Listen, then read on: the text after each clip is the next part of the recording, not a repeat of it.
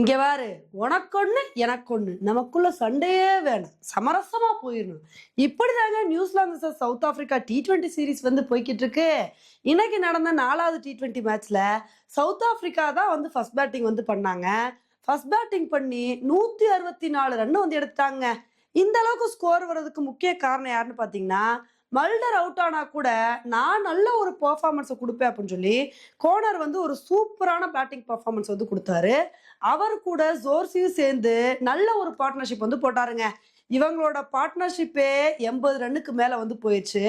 அப்படியே இவங்களோட partnership continue ஆகும் அப்படின்னு நினைக்கும் போது, அப்பதான் ஒரு கட்டத்துல கோனர் வந்து நல்ல ஹாஃப் செஞ்சுரி அடிச்சு அதிரடி காட்டிட்டு இருந்தாரு.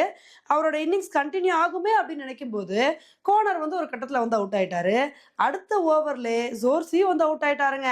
என்னப்பா இவங்க 2 பேரும் அவுட் ஆயிட்டாங்க அப்படின்னு நினைக்கும் போது அப்பதான் ஹேர்மன் இருந்து நான் நல்ல ஒரு இன்னிங்ஸை கொடுத்து அதிரடி காட்டுவேன் அப்படின்னு சொல்லி ஒரு சூப்பரான இன்னிங்ஸ் வந்து கொடுத்தாருங்க. அவர் கூட பின்னாடி வந்த பேட்ஸ்மேன்ஸ்லாம் வந்து நல்ல நல்ல கான்ட்ரிபியூஷனை கொடுத்து ஒரு கட்டத்தில் அவுட் ஆயிட்டாங்க. அதுக்கப்புறம் ஜார்ஜ் லிண்டே நான் கொஞ்ச நேரம் நின்று விளையாண்டாலும் அதிரடியாக விளையாடுவேன்னு மனுஷன் வந்து அதிரடி காட்டினாரு. இதனால இன்னைக்கு சவுத் ஆப்பிரிக்கா 20 ஓவர் முடிவுல 164 ரன் வந்து எடுத்தாங்க. இந்த அளவுக்கு ஸ்கோர் வந்தோடனே நம்ம என்ன எதிர்பார்த்தோம் அப்படின்னா, இதை நியூசிலாந்து சேஸ் பண்ண முடியாது அப்படின்லாம் சொல்ல முடியாது. நல்ல ஒரு பேட்டிங் பர்ஃபார்மன்ஸை கொடுத்தாங்க. கண்டிப்பா இந்த மேட்சை வின் பண்ண வாய்ப்பு இருக்கு. ஏன்னா அவங்க தான் கண்டினியூஸா 2 மேட்சை வின் பண்ணியிருக்காங்க அப்படின்னு சொல்லி நியூசிலாந்து மேல பெரிய நம்பிக்கையை வந்து வச்சிருந்தோம். ஆனா பவர் பிளேக்குள்ளே 2 விக்கெட் வந்து போயிடுச்சு. கிளார்க் வந்து அவுட் ஆயிட்டாரு. ராபின்சன் நல்ல ஒரு இன்னிங்ஸ் கொடுப்பாருன்னு பார்த்தா அவரும் வந்து அவுட் ஆயிட்டாரு. அதுக்கப்புறம் வந்து கிளவர் நல்ல ஒரு இன்னிங்ஸை கொடுத்து அதிரடி காட்டினாருங்க.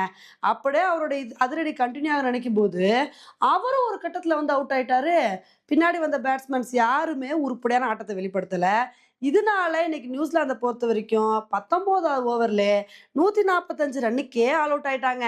இதனால இந்த மேட்சை சவுத் ஆப்பிரிக்கா ரொம்ப கம்ஃபர்டபுளா 19 ரன் வித்தியாசத்துல வின் பண்ணிட்டாங்க. இப்ப இந்த அளவுக்கு சவுத் ஆப்பிரிக்கா இந்த மேட்சை வின் பண்ணிருக்காங்க அப்படின்னா இவங்க பேட்டிங்ல நல்ல பெர்ஃபார்மன்ஸ் கொடுத்ததும் இவங்களோட பவுலர்ஸ் அதிரடி காட்டினது தாங்க.